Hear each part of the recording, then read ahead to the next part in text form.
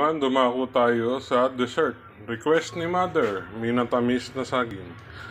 Ayan, fresh na fresh yan. Kanina, binili kay Nanay Josie dun sa may labas sa may palengke. Ayan. Matatapos ko lang siya ng talupan, then tubig, asukal. Ayan. Wala kaming pandan eh. Ayun. Ito, nakapagpahabol ako ng pandan. 2 piraso. Ayan, nagasan malinis.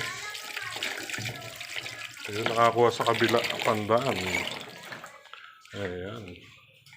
Lalagay natin dito sa... Ayan, buti, pakulo pa lang. Pampabango. Pandagdag ng flavor, di ba?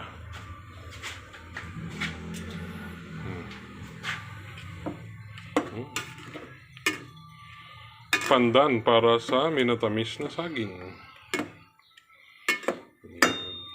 Yan ang request ni Mother for dessert. Healthy. Konti lang yung pinalagay niyang asukal. Takpan ulit natin. Let's check. Kumukulo na. Ayun.